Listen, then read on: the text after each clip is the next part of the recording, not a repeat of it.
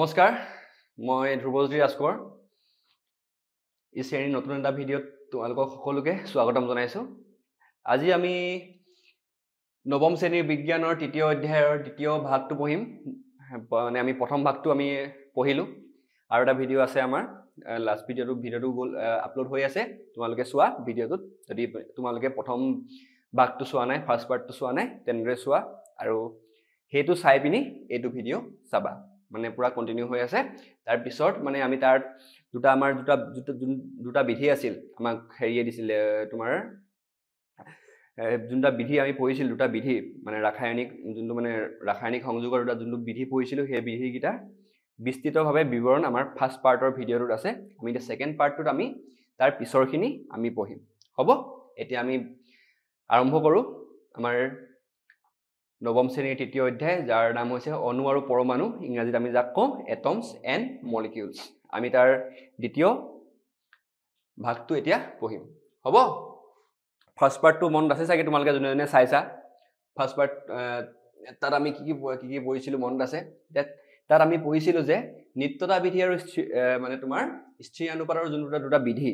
সেই বিধি কেইটাৰ কথা আমি ভালদৰে পঢ়িছিলো তোমালোকৰ যোনটো কাৰ্যকলাপ সেইটো আমি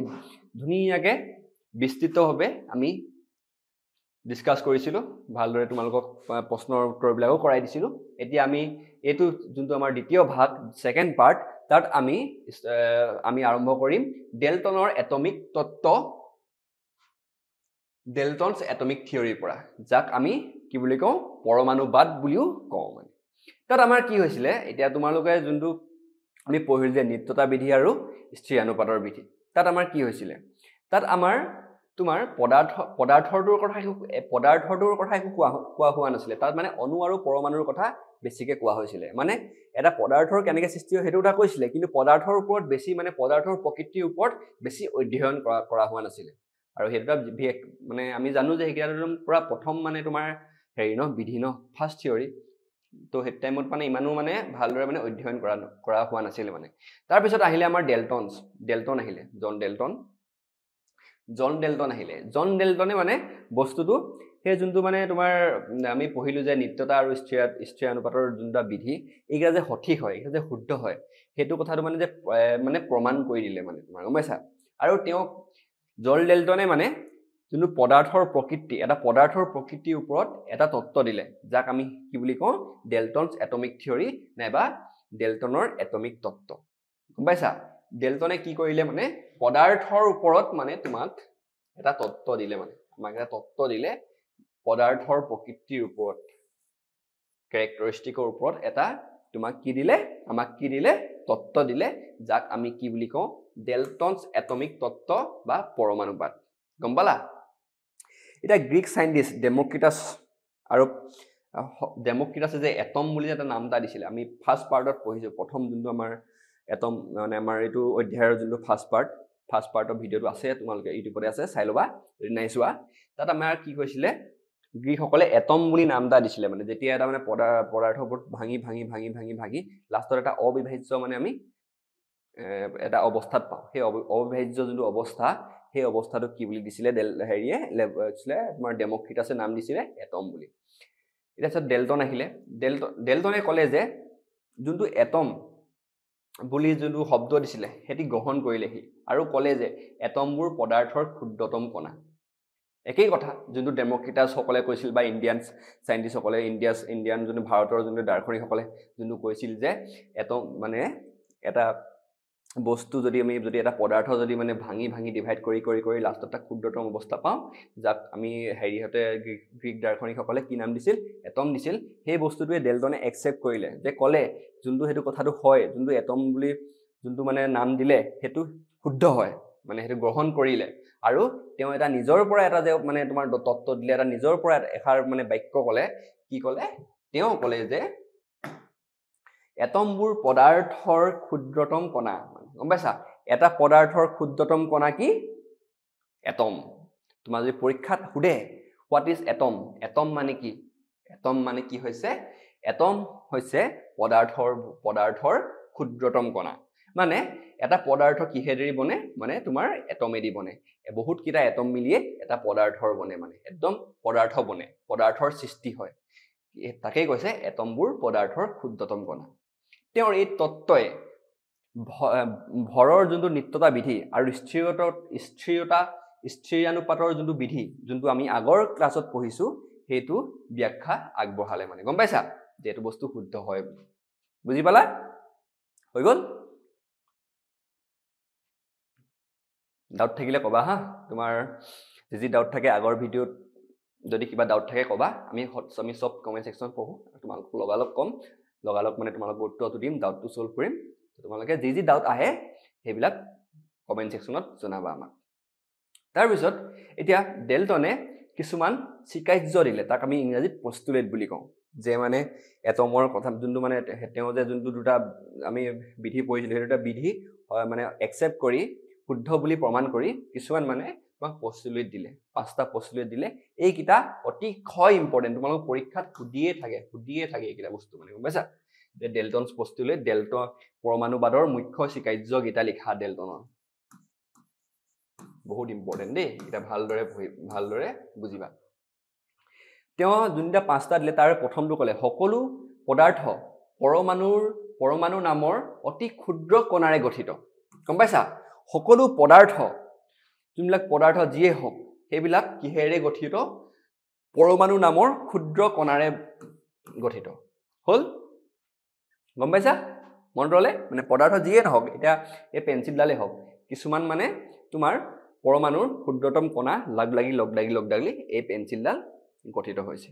গম পাইছা এই কথাটো কৈছে এতিয়া দ্বিতীয় যোনটো আমাৰ চিকাৰ্য আছিল দ্বিতীয় চিকাৰ্যনত ডেল্টনে কৈছে পৰমাণু অবিভাজ্য কণা হল পৰমাণু কি হয় অবিভাজ্য কণা পৰমাণুক আমি ভাঙিব নোৱাৰো ডেল্টনে কৈছে পৰমাণু কেতিয়াও আমি ভাগ কৰিব নোৱাৰো অবিভাজ্য পৰমাণু কি হয় অবিভাজ্য গম পালা এতিয়া ৰাসায়নিক প্ৰতিক্ৰিয়াত ইয়াৰ সৃষ্টি আৰু বিনাশ নহয় এটো আমি যোনটো প্ৰথম আমাৰ যোনটো কি আছিল প্ৰথম আমাৰ যোনটো পষ্টুলেট আছিল কি প্ৰথম আমাৰ যোনটো বিধি আছিল যাৰ নাম আছিল নিত্যতা বিধি সেই নিত্যতা বিধিটোৱে কৈছে যে ৰাসায়নিক প্ৰতিক্ৰিয়াত ইয়াৰ সৃষ্টি বা বিনাশ নহয় আমি প্ৰথম ভিডিঅ'টোত আমি এটা কাৰ্যকলাপ চাইছিলো তাত আমি প্ৰমাণ কৰিছিলো যে ৰাসায়নিক প্ৰক্ৰিয়াত ইয়াৰ সৃষ্টি আৰু বিনাশ হ'ব নোৱাৰে বুলি গম পাইছা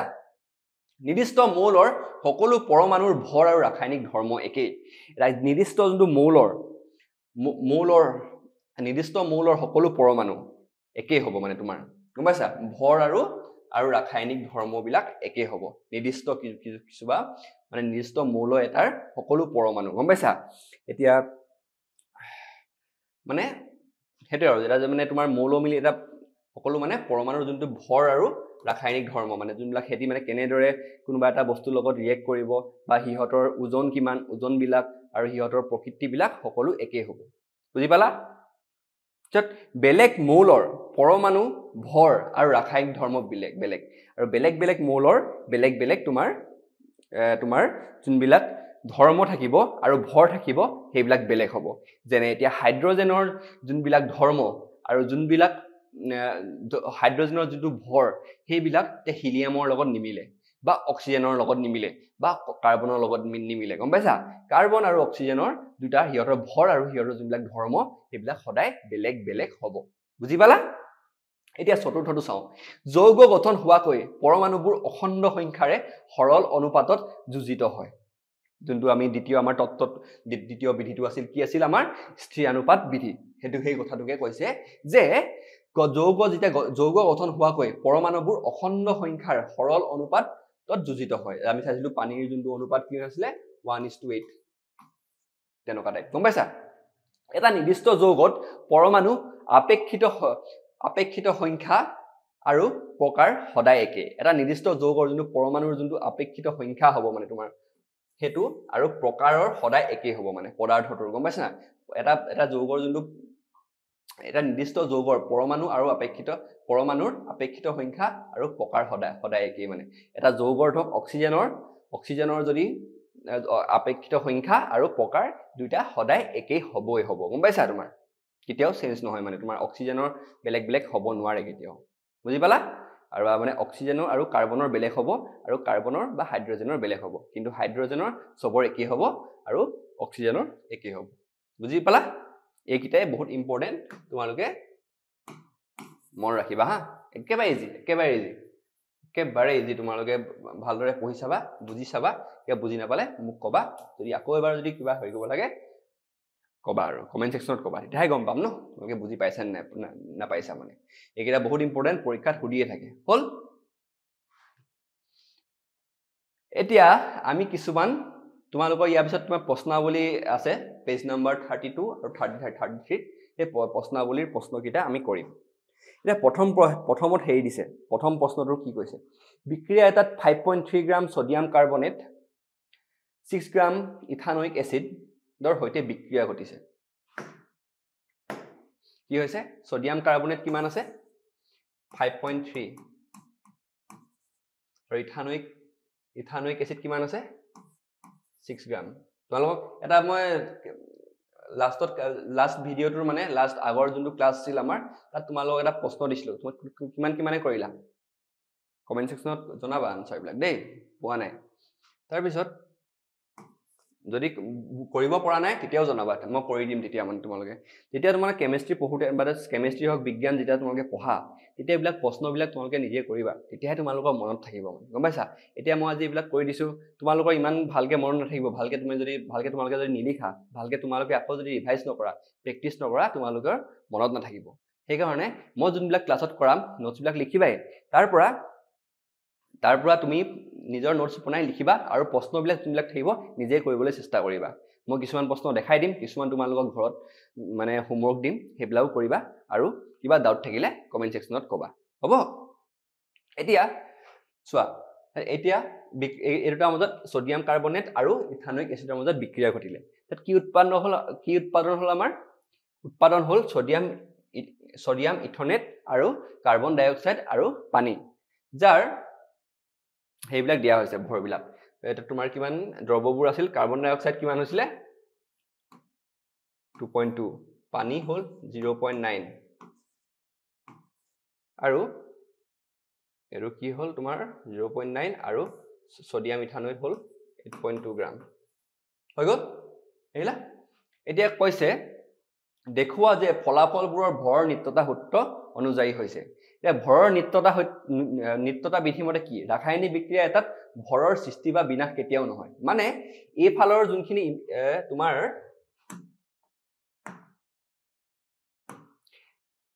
তোমাৰ এইকিটা এইফালৰ যিমান ভৰ থাকিব ন এইখিনি ভৰ একেই হ'ব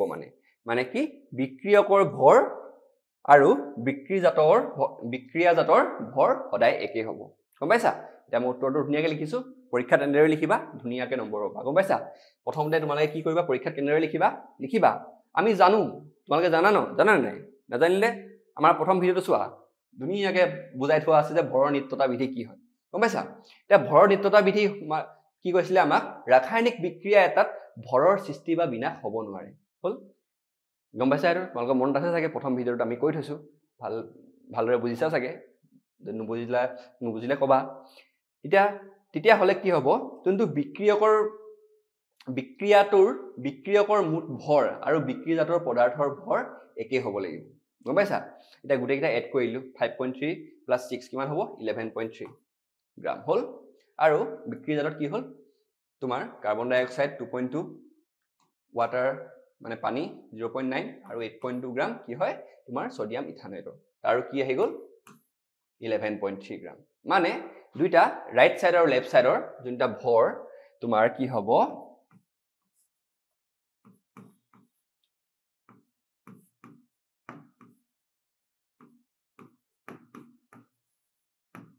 বিক্ৰিয়কৰ ভৰ ইজ ইকুৱেল টু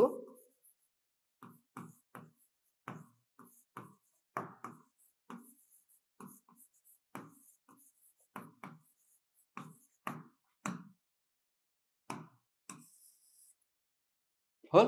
মানে কি হ'ব বিক্ৰিয়কৰ যোনটো ভৰ আছিল হেতু আৰু বিক্ৰিয়াজাতৰ যোনটো ভৰ একেই হ'ব গম পালা মানে কি 11.3 is equal to 11.3 গম পাইছা হল যেহেতু বিক্ৰিয়কৰ আগতে আৰু পাছতে মুঠ ভৰ একেই সেয়েহে এই তথ্যসমূহ ভৰ নিত্যতা বিধি অনুসৰণ কৰিছে গম পাইছা যোনটো বিক্ৰিয়কৰ যোনটো ভৰ আছিল প্ৰথমতে যোনটো ভৰ আছিল যেতিয়া ৰাসায়নিক বিক্ৰিয়াটো হৈ গল তাৰ পিছতো তাৰ একেই ভৰ থাকিল ইয়াৰ দ্বাৰা কি প্ৰমাণ হৈছে যে এই যোনটো আমাৰ ৰাসায়নিক বিক্ৰিয়া হৈছে তাত কি হৈছে যোনটো ভৰৰ নিত্যতা বিধি হৈছে সেইটো ফলো কৰিছে মানে হেতু অনুযায়ী হৈছে মানে ভৰৰ নিত্যতা বিধি অনুযায়ী এই যোনটো ৰাসায়নিক বিক্ৰিয়া হৈছে এই বিক্ৰিয়াটো ঘটিছে বুজি পালা পৰীক্ষাত সদায় লিখোতে ভালদৰে লিখিবা মানে তোমালোকে যেতিয়া পৰীক্ষাত আনসাৰ ৰাইটিং কৰিবা ন ভালকে লিখিবা তেতিয়া ভালদৰে মানে তোমাক মানে তোমাৰ ছাৰ সকলে বা মেডাম সকলে ধুনীয়াকে নম্বৰটো দিবলৈ ধুনীয়াকে ভাল পায় এতিয়া তোমালোকে যদি এতিয়া চোৱা মই এটা দেখাইছো চেম্পল এটা দেখাইছো তোমালোকে ইয়াতকৈ ভাল লিখিব পাৰা কথা নাই কিন্তু এটা চেম্পল আৰু যেনেকৈ এটা প্ৰশ্নটো দিলে তুমি লিখিবা যে তুমি কি জানা ইয়াত কিহৰ কথা কৈছে বস্তুটো তোমালোক কিহৰ কথা লিখিব কৈছে দেখুৱাব কৈছে যে ভৰৰ নিত্যতা সূত্ৰ অনুযায়ী হৈছে নাই বস্তু মানে ভৰৰ নিত্যতা সূত্ৰটো দেখাব কৈছে এতিয়া ভৰৰ নিত্যতা সূত্ৰটো কি সেইটো প্ৰথমতে লিখি লবা তাৰ পিছত ষ্টাৰ্ট কৰিবা যে এইটো বস্তুটো এনেকুৱা হৈছে গম পালা হৈ গল বুজি পাইছা এটো নোট কৰি লবা বা স্ক্ৰিনশ্বট মাৰি লোৱা স্ক্ৰিনশ্বট মাৰিব পৰা নোট কৰিব পৰা ভিডিওটো পজ কৰি চাই লোৱা স্ক্ৰিনশ্বটে মাৰি লোৱা হৈ গল তাৰ পিছত এতিয়া আমাৰ আহি গল দ্বিতীয় প্ৰশ্নটো আমাক কি কৈছে হাইড্ৰোজেন আৰু অক্সিজেনৰ অনুপাত কি 1:8 আমি আগৰ ভিডিওটো পঢ়িছো এইটো কথা অনুপাতৰ লগ লাগি পানী উৎপন্ন হয় এতিয়া 3 গ্ৰাম হাইড্ৰোজেনৰ সৈতে সম্পূৰ্ণকৈ বিক্ৰিয়া কৰিবলৈ কিছুমান ভৰৰ অক্সিজেন প্ৰয়োজন হ'ব এতিয়া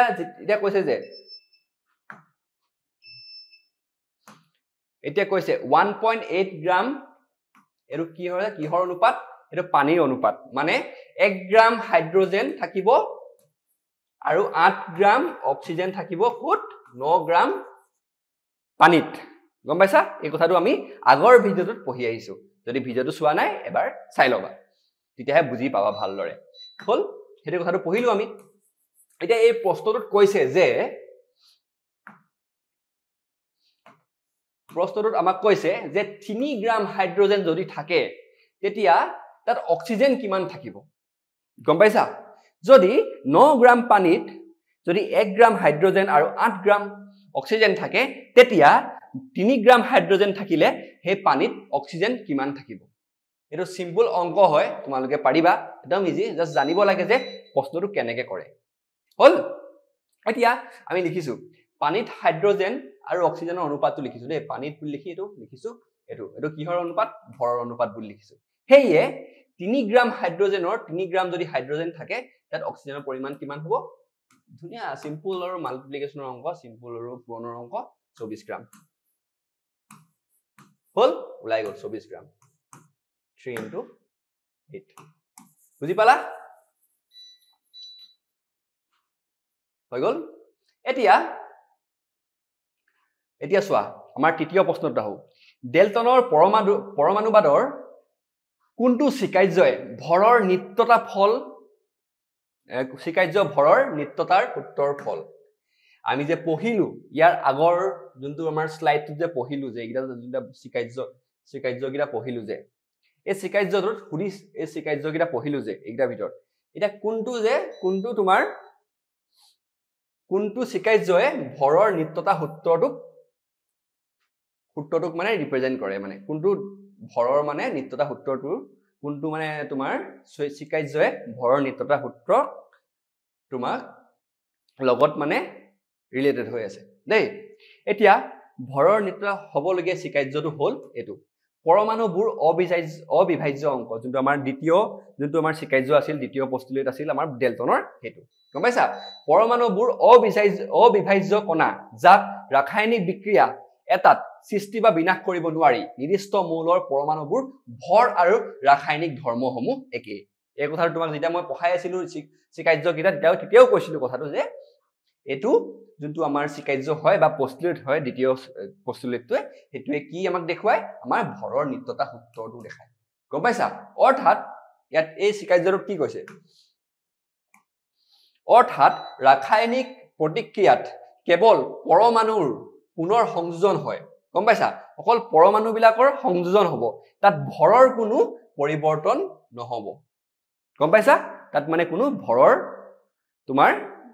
পৰিৱৰ্তন নহয় জাস্ট কি হয় পৰমাণু বিলাকৰ পুনৰ সংযোজন হয় হল বুজিলা এতিয়া এটা লিখি লোৱা তোমালোকে আনসাৰ কেইটা বা স্ক্ৰিনশ্বট মাৰি লোৱা চাই লোৱা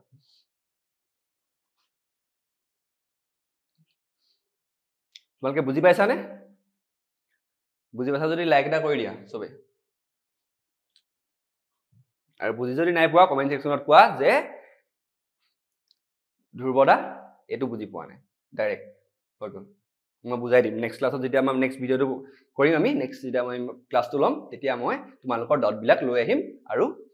এটা ভিডিওত ধুনীয়াকৈ সব বুজাই দিম কিন্তু কবা যে এটো বুজি পোৱা নাই নহলে মই কেনে গম পাম তোমালোকে ক'ত আছা মই ক'ত আছো চোৱা মই শ্ৰেণী কোঠাত বহি আছো তোমালোকে ঘৰত আছা তোমালোকৰ ঘৰটো অসমৰ যিকোনো কোণত হ'ব পাৰে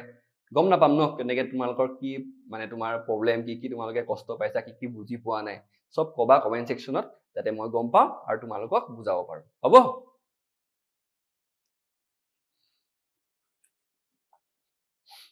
তোমালোকৰ এটো মোৰ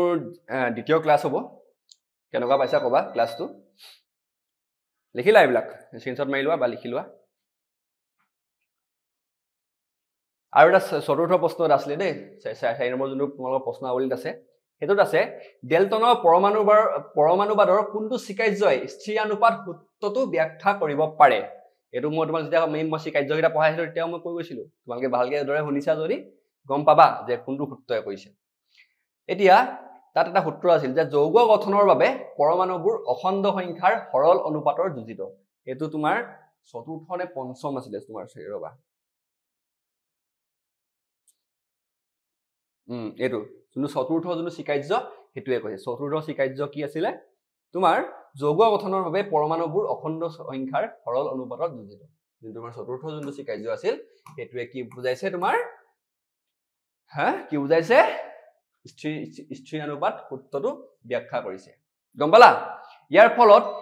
ইয়াত কি হৈছে এতিয়া ইয়াৰ ফলত যিকোনো নিৰ্দিষ্ট যৌগ সদায় একেই ধৰণৰ পৰমাণু একেই অনুপাতত উপস্থিত থাকিব যাৰ বাবে যৌগত মৌলসমূহৰ ভৰৰ অনুপাতটো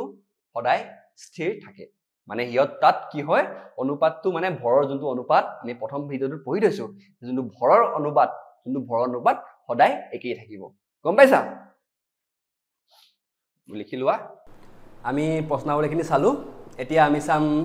পৰমাণু মানেনো কি হোৱাট ইজ এন এটম আমাক ডেলটনেও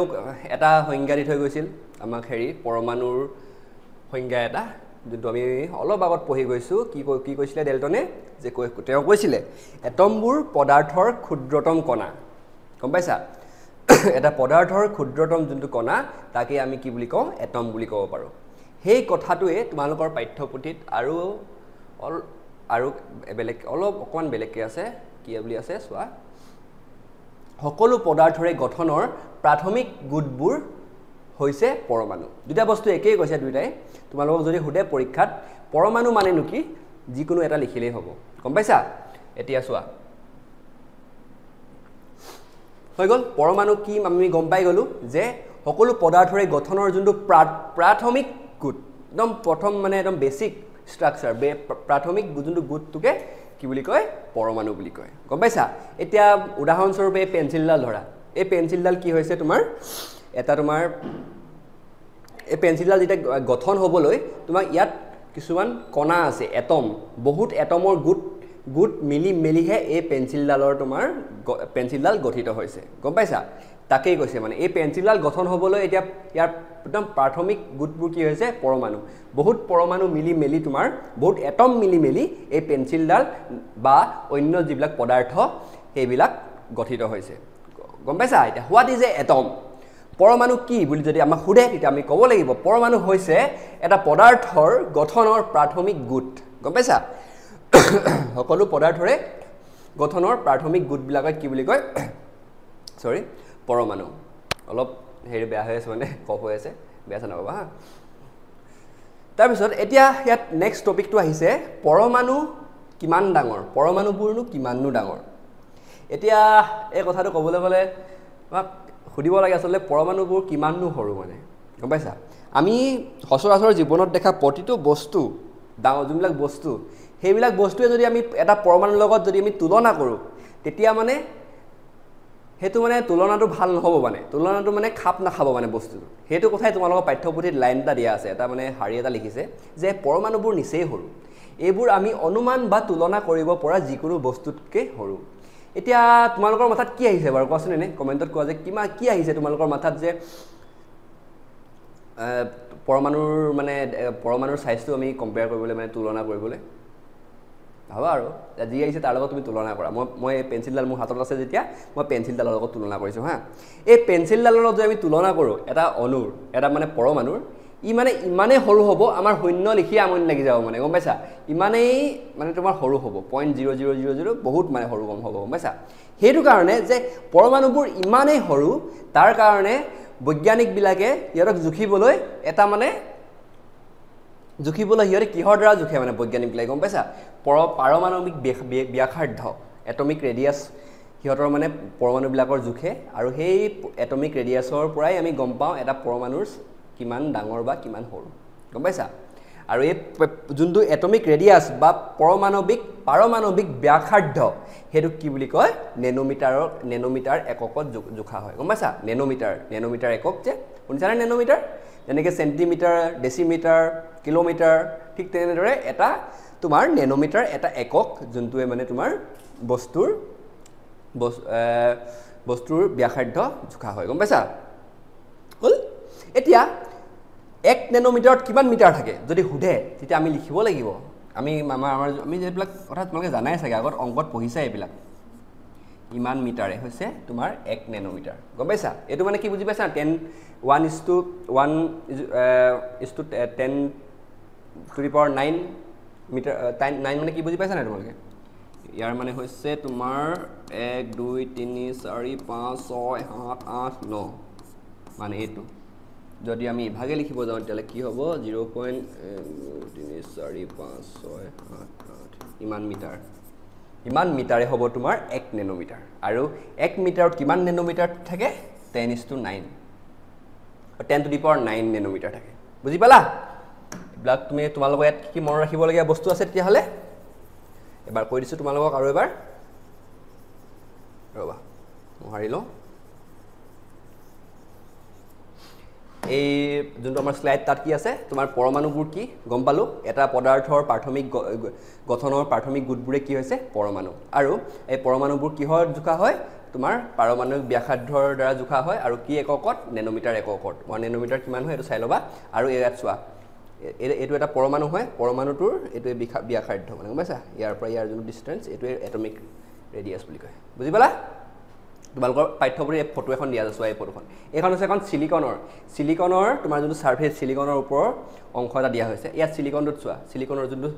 ছাৰ্ফেচটো তাত অকমানি অসংখ্য মানে কোটি তোমাৰ হেৰি চিলিকনৰ যোনবিলাক মৌল পৰমাণু চিলিকনৰ পৰমাণু মিলি এটা চিলিকন গঠিত হয় চিলিকনৰ ছাৰ্ফেচটো গঠিত হৈছে দেখিছা ইয়াত মানে এইটোৱে এটা যে উদাহৰণ যে মানে পৰমাণু কি হৈছে এটা পদাৰ্থৰ ইয়াত চিলিকনৰ পদাৰ্থৰ গঠনৰ প্ৰাথমিক গোট গম পালা বুজি পালা আৰু ইয়াত কিছুমান তোমালোকৰ আকাৰ দিয়া হৈছে মই কম্পেয়াৰ কৰিবলৈ তোমাৰ চোৱা হাইড্ৰজেনৰ কিমান চোৱা 10 to the power -10 আৰু এটা তৰমুজৰ কিমান 10 to the power -1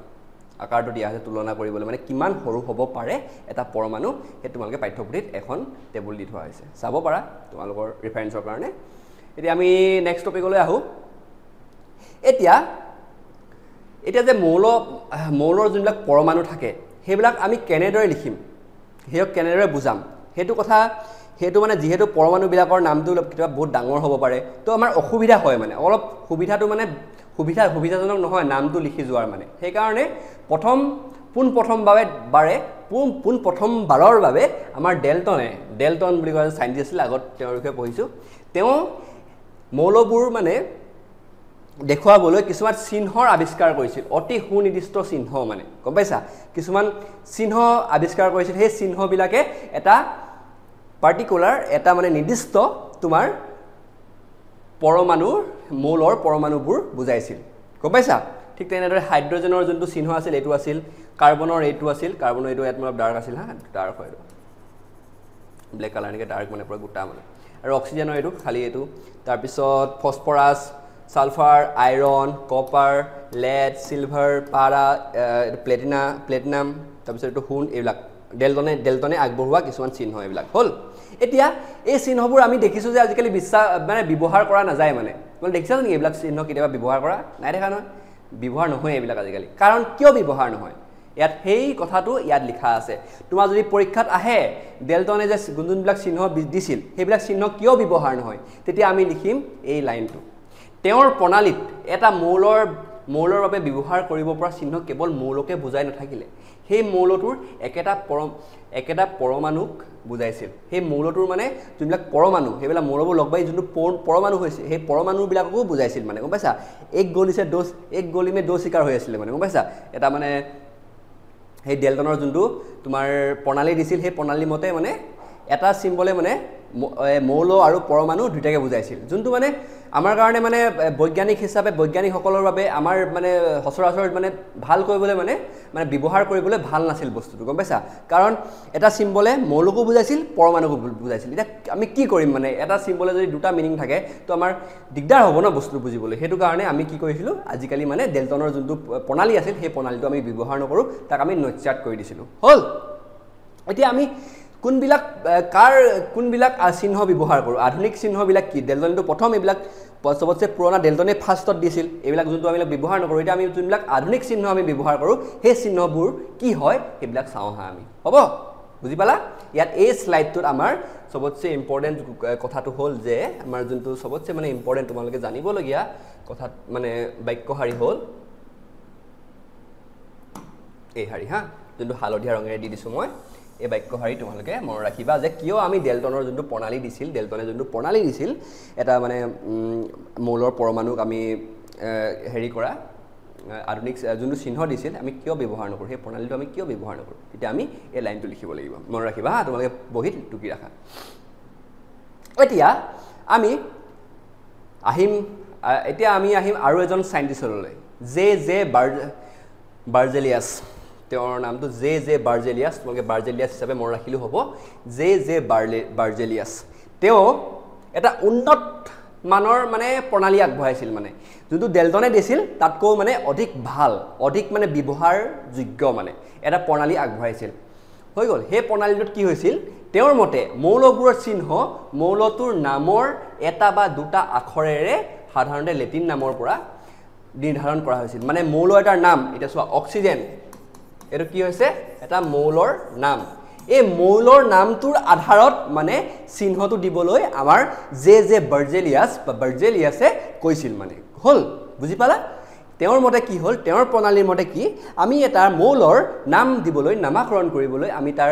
কৰ পৰা হেই লম মানে বস্তুটো তাৰ যোনটো ফুল নেম আছে যোনটো সম্পূৰ্ণ নাম তাৰ মানে প্ৰথম বা দ্বিতীয় যোনটো লেটাৰ হ'ব প্ৰথম বা দ্বিতীয়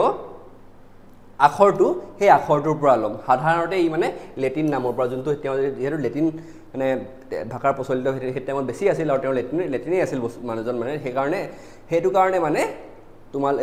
তেওঁৰ মতে লেটিনৰ যোনটো নাম হ'ব তোমাৰ এই মৌলটোৰ সেই লেটিনৰ নামৰ প্ৰথম বা ছেকেণ্ড যোনটো আখৰ হ'ব সেই আখৰৰ ওপৰত মানে চিহ্নটো দিবলৈ তেওঁ কৈছিল মানে বৰ্তমান যি আন্তঃৰাষ্ট্ৰীয় ৰূপত স্বীকৃতি মৌলৰ চিহ্নৰ প্ৰণালী আৰু এতিয়া যোনবিলাক আমি চিহ্ন দিও সেইবিলাক আমি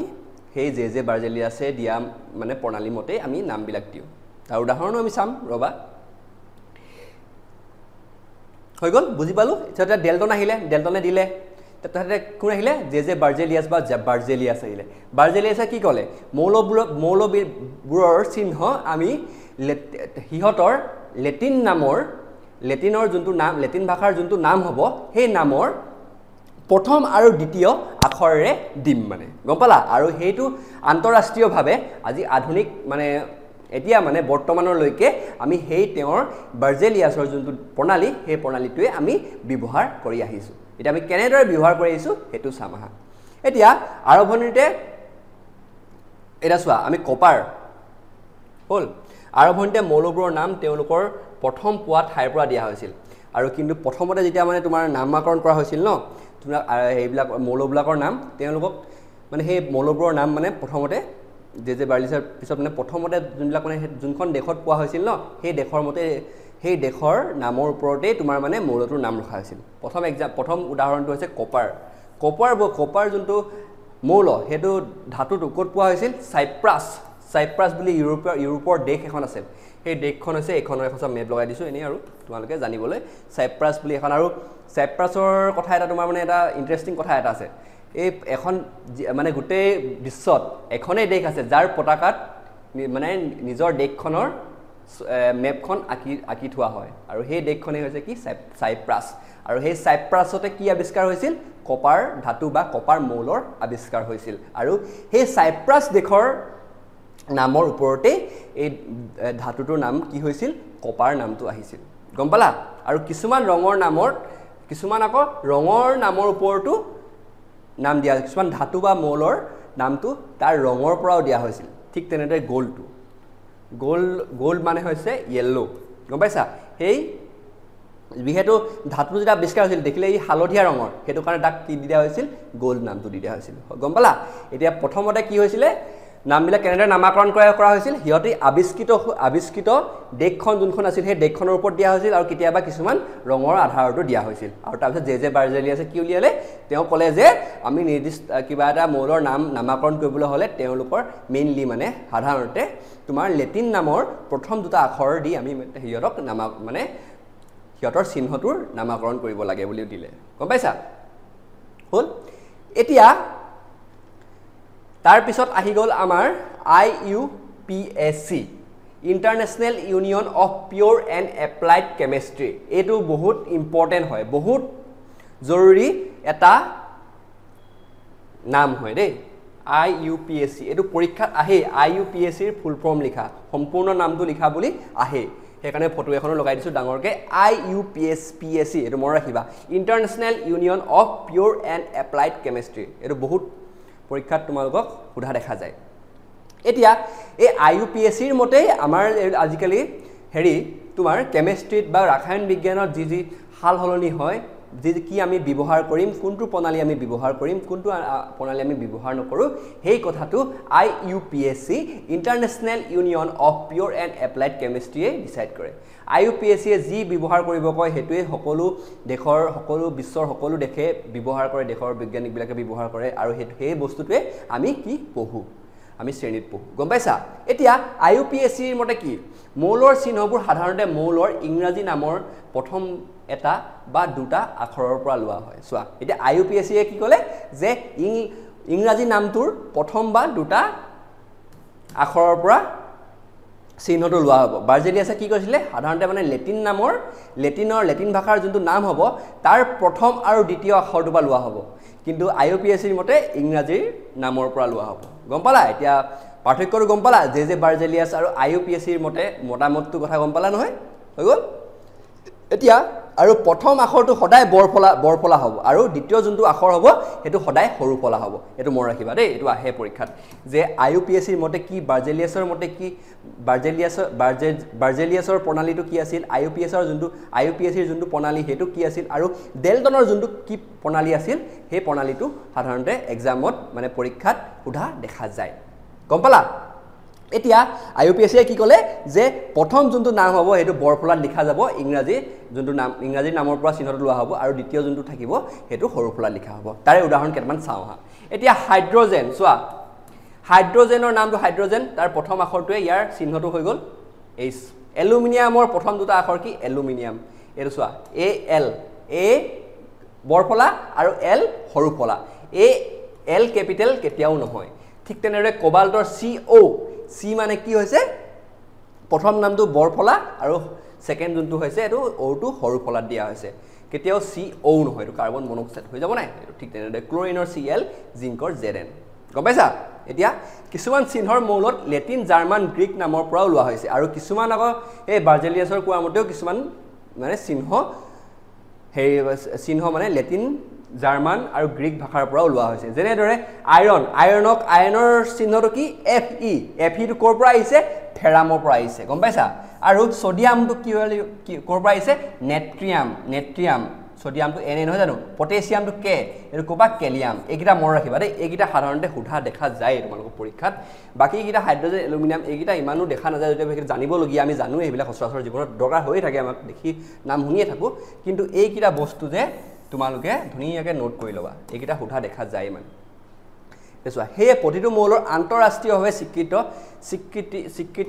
স্বীকৃত নাম আৰু এক সুকীয়া ৰাসায়নিক চিহ্ন থাকে আৰু হেতু কাৰণে যে যেহেতু মানে বহুত আমাৰ এটা তোমালোকৰ এটা কিছুমান দেশত চোৱা এটা কিছুমান দেশত আমি এটা হুনটোৱে চাওঁ ইংলিছত গোল বুলি কয়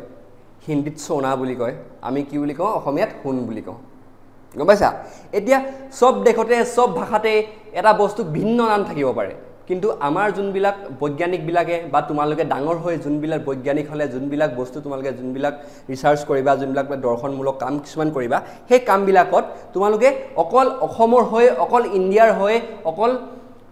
মানে এখন দেশৰ হৈ এটা জায়গাৰ হৈ কাম নকৰা তোমালোকে গোটেই বিশ্বৰ হৈ বিশ্বৰ গোটেই বিশ্বত যিমান বস্তু আছে গোটেই বিশ্বৰ হুনৰ ওপৰত ৰিসাৰ্চ কৰিলে গোটেই বিশ্বৰ হুনৰ ওপৰত কৰিবা গোটেই মানে সব মানে কিবা এটা যোনটো গোটেই ৱৰ্ল্ড ৱাইড কৰিবা মানে বস্তুটো কেতিয়াও নিজৰ অসমত থকা মানে অসম জুৰি নকৰা মানে এই বস্তু বিস্তৃতভাৱে কৰিবা ন দৰ্শন যোনটো বিলাক তোমালোকে ৰিসাৰ্চ কৰিবা হেতু কাৰণে আমাক মানে সবে এতিয়া যদি মই কিবা এটা ৰিসাৰ্চ পেপাৰত মই হুনৰ ওপৰত কিবা এখন ৰিসাৰ্চ পেপাৰ লিখিলো কিবা এটা ৰিসাৰ্চ কৰিলো কিবা এটা গৱেষণা কৰিলো তাত মই যদি লিখো হুনৰ ৰং এনেকুৱা হুন আমি যদি এনেকৈ জ্বলাই দিওঁ এইটো হয় হুনেৰে আমি এইটো বনাব পাৰোঁ এতিয়া যদি আমেৰিকাৰ মানুহ এটাক দেখাই দিয়া ই ভাগ কি ক'ব হোৱাট ইজ দিছ এনেকৈ ক'ব নাই বস্তুটো কি লিখিছে হোৱাট ইজ দিছ ইজ বুলশ্বিট বুলি এনেকৈ কৈ দিব মানে গম পাইছা তোমাৰ এইটো কাৰণে এইটো বস্তুটো তেনেকুৱা মানে সেইকাৰণে সেইটো চবেই বুজি পাবলৈ এতিয়া মই যোনটো গৱেষণা কৰিম সেইটো বস্তুটো চবেই বুজি পাবলৈ চবেই গম পাবলৈ আমি এটা মানে আমাক এটা সাধাৰণ কমন মানে গম পাইছা আন্তঃৰাষ্ট্ৰীয়ভাৱে স্বীকৃতি লাভ কৰা এটা নামেৰে আমাৰ সেই গৱেষণাটো কৰিব লাগিব সেইকাৰণে